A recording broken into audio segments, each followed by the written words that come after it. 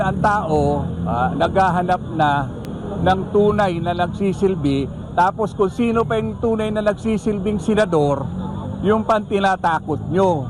Ito yung kahambugan ni Ombudsman Boying Rimulya na lagi niyang tinatakot yung mga senador na against sa administrasyon nila. Lagi nilang tinatakot, laging bendalo O yan, di sabi niya, arestuhin nila. O si Marcoleta. O ngayon, Boying, halika rito. Ombudsman, ikaw ang dahilan kung bakit nandito kami rito. So when I saw that spontaneously lumabas ang mga tao, I felt I owe it to them na the fight is not just in the Senate, it's in the hearts and minds.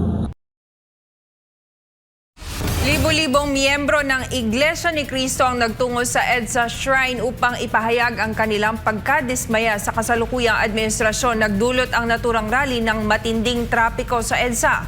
Si Almar Forzuelo sa detalye ng balita live.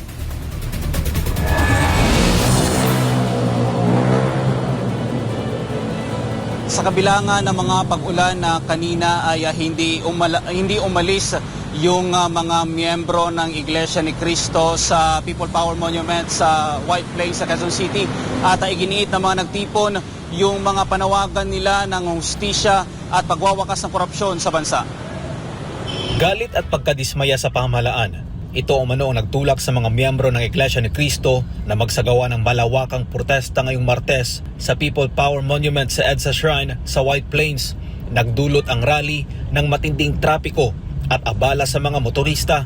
Makikita ring hinarangan na mga nagpoprotesta ang isang bus dahilan upang isang lane na lamang ng EDSA ang madaanan ng mga sasakyan. Sa panayam ng SMNI News kay Quezon City 2nd District Councilor Rani Ludovica, sinabi nitong ang rally ay resulta umano ng panggigipit ng Administrasyong Marcos Jr. sa mga nagsasagawa ng investigasyon kaugnay ng umano'y malawakang korupsyon sa bansa. At kita niyo naman ang ginagawa ni Senador Marcoleta. Ang pag-iimbestiga para lumabas ang katotohanan at mapigil ang kawalanghiyaan, lalong-lalo na ang korupsyon. Pero kita niyo kung paano nila ginigipit yung mga nag-iimbestiga sa kanila.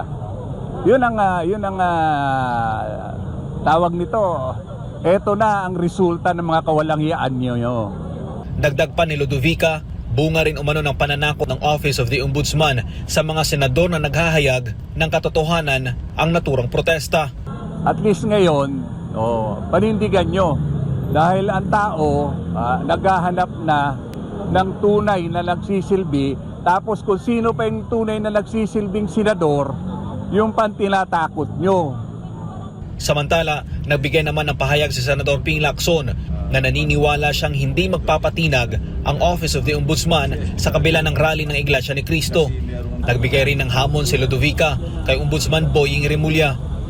Ito yung kahambugan ni Ombudsman Boying Rimulya na lagi niyang tinatakot yung mga senador na against sa administrasyon nila. Lagi nilang tinatakot, laging bendalo O yan, di sabi niya, arestuhin nila. O si Marcoleta. O ngayon, Boying, halika rito. Ombudsman, ikaw ang dahilan kung bakit nandito kami rito. Samantala, dumalo rin sa rally na inorganisa ng INC si Senator Alan Peter Cayetano. Ayon kay Cayetano, maging sila umanong mga senador ay nahihirapan sa nangyayaring cover-up ng kasalukuyang administrasyon. Kaya anya pinili niyang lumabas at samahan ang mga nagrarally sa EDSA Shrine sa White Plains. Alam niyo po, mahirap kami senador na, but whether you talk of yung magkapatid na Villar na alam naman natin kaliwat kanan yung kaso dahil nga naninindigan or dahil nung eleksyon may tampo sa kanila, si Senator Padilla tuloy-tuloy ang batikos sa kanya pero nakita niyo yung mga sakripisyo. Si Senator Bato, hindi naman niya kailangan magpakita doon but he wanted yung pagbabago. Si Senator Bongo, sinasabi palabas na yung kanyang warrant. Of course, si Senator Jinggoy kinulong na and he's willing to present evidence na binabargain sa kanya na lumipat lang siya ng side, hindi siya ikukulong.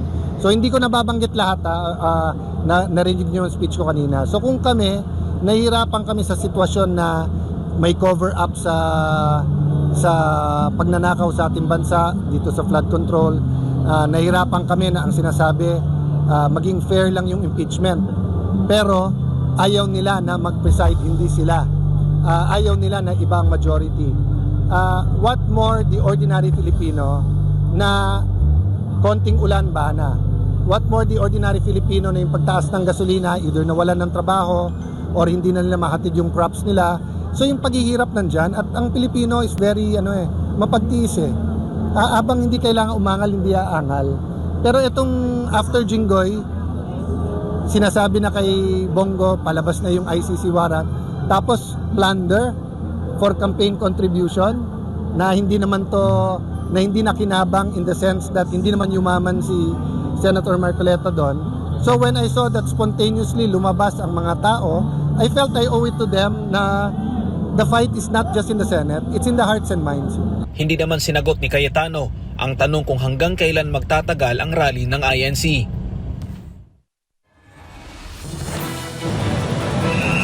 Jane, sinabi kanina ni Councilor Ludovica na magtutuloy-tuloy yung kanilang gagawing kilos protesta hanggat hindi napapanagot at hanggat hindi natatanggal sa pwesto yung mga itinuturing nilang utak ng umano'y pagnanakaw sa pondo ng bayan. Jane? Maraming salamat, Almar, sa iyong live report. Samantala, tunghayan naman natin ang pinaka-latest na sitwasyon sa EDSA People Power Monument, southbound kay Margot Gonzalez. Margot, magandang gabi. Maulang gabi sa inyong mga kapartner. Bandang 5:30 kaninang hapon ay nagsimulang umulan dito sa ating lokasyon, dito sa ating area, particularly dito sa EDSA Monument southbound. At habang nagkakaroon po ng pagtitipon yung mga miyembro ng religious group na Iglesia ni Cristo matapos yung naging pag-anunsyo ni Ombudsman Boying Remulla ng paghahain ng plunder case laban kay Senador Rodante Marcoleta na isang miyembro ng INC. Kanina, nung umulan na dito sa ating area, yung mga nandito kanina ng mga realista, mga miyembro ng INC at iba pang nakipag-participate dito sa pagtitipon ay pansamantalang nakituloy sa iba't ibang establishmento dito malapit sa EDSA. Yung iba nandito nga sa likod natin, makikita natin yung mga tao na ginawa nilang silungan or dito sila nakisilong pansamantala, nagpahinga samantala habang umuulan dito sa isang gasoline station. Yung iba nakita natin sa mga kainan, pumasok, yung iba nasa coffee shop. Maging yung mga pulis, mga kapartner, nakita din natin na nakisilong sila sa iba't ibang establishmento. Yung iba naman nakita natin na nagpapahinga na yung ibang pulis. Siguro yung mga pulis na nakita natin ay yung mga kanina pang nakadeploy dito sa lugar. At aminado yung mga pulis kanina sa atin, may isa tayong pulis na kausap nang sabi niya, admittedly, ang sabi niya may nagkaroon ng gitgitan, ng commotion dito sa lugar sa pagitan ng mga rallyista at sa kapulisan, pero agad naman daw yung nakontrol ng mga otoridad. Isa yung kanilang dito, isa lang yung hinanakit ng mga miyembro dito na napakinggan natin, and even nabasa natin sa kanilang mga placard, yung kanilang hinanakit na kung sino pa yung senador, kung sino pa yung mga tao na nagmamalasakit at talagang nag-expose sa malaking korupsyon sa flood control scandal, ayun pa yung kasalukuyang ginigipit ngayon ng pamahalaan. Sila pa yung kasalukuyang kinakasuhan ngayon ng gobyerno. Para sa kanila, that's not fair, and para sa kanila, itong pagtitipon na ito napakahalaga para ipakita ang kanilang presence at suporta doon sa hinanakit, yung suporta doon sa panawagan na laban doon sa mga naging aksyon ng gobyerno laban sa mga taong nagmamalasakit sa flood control corruption. At mga kapartner, nakita din natin na kanina medyo bandang mga alas 4, niluwagan na medyo ng mga otoridad yung lane malapit o dalawang lane malapit doon sa busway para yung mga private motorists tuloy-tuloy po na makakadaan dito sa kalsada. As of this moment naman, wala namang mga untoward incident ang lahat nakasilong ngayon kasi nga patuloy pa rin sa pag-ulan dito sa area. At inaasahan natin kasi marami sa kanila dito kahit pa despite ng weather, despite pa ng mga pag-ulan ay walang plano na alisin or lisanin ang lugar kahit pa nga may mga pag-ulan ang nararanasan. Dito sa bahagi ng southbound, walang masyadong activities as in nandito lang yung mga realista, parang they just want to ipakita yung presensya nila, ang kanilang pagkilos kontra doon sa mga aksyon ng gobyerno. Pero doon sa northbound, marinig natin yung mga ongoing programs ng mga kapatiran o mga miyembro rin ng INC na patuloy pong nakikiisa sa malawakang rally na ito. At yan po ang pinakahuling update dito sa EDSA Monument Southbound, mga kapartner.